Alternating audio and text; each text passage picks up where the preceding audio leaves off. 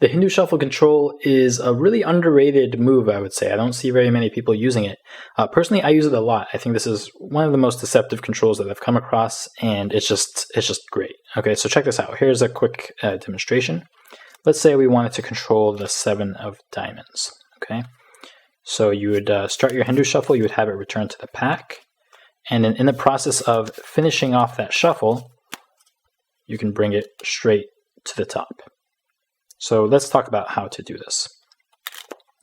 First, you should be very comfortable with just a standard Hindu Shuffle, which we've already covered. Once you can do that, now you're going to tweak it a little bit in order to use it as a control. So let's say we were doing this in the context of having a card selected and then return to the pack. So someone would pick a card, they would look at it, they would memorize it, Ace of Clubs in this case. So you're going to start your Hindu Shuffle, and then you're going to continue to strip off cards until about the middle of the deck. It doesn't exactly matter where, but around middle is good. You would have them return the card right there. And now here's what you're going to do. You're going to come over. It's going to look like you're just continuing to peel off cards to finish off the shuffle. However, here's what really happens. Here's the slow-mo exposed view of what's happening. When I come over to finish off the shuffle, what's actually happening is I'm coming over, I'm picking up on just a number of cards. It doesn't matter how many cards you pick up on. I usually just pick up on a few.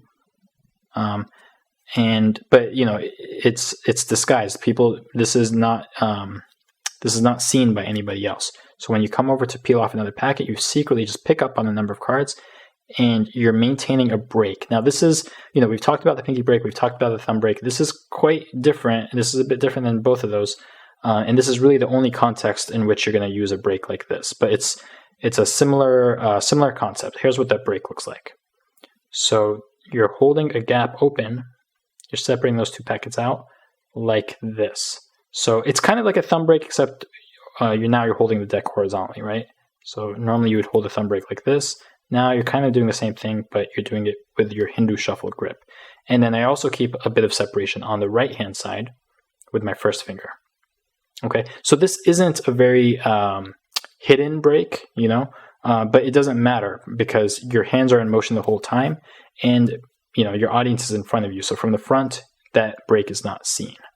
All right, so just to recap again, they return their card. You come over, and under the guise of continuing your shuffle, you're going to pick up on a number of cards and maintain that break, right? And then right away, you're just going to start continuing to shuffle those cards on top of the left-hand packet. You're going to continue to do so until you hit the break, and you're just going to be able to feel it. Okay, you're going to feel it once you hit the break. Boom, right there it is. And then I slap the remaining cards on top, and that brings the card that I want to control right to the top. So once again, slowly, you would have a card taken out. Let's say we want to control the Queen of Spades. You start your Hindu Shuffle, have it return to the pack, and then pick up on a number of cards, maintaining that break until you hit the break. And in fast motion, once more, here's what that looks like. Let's say we wanted to control the Ace of Hearts.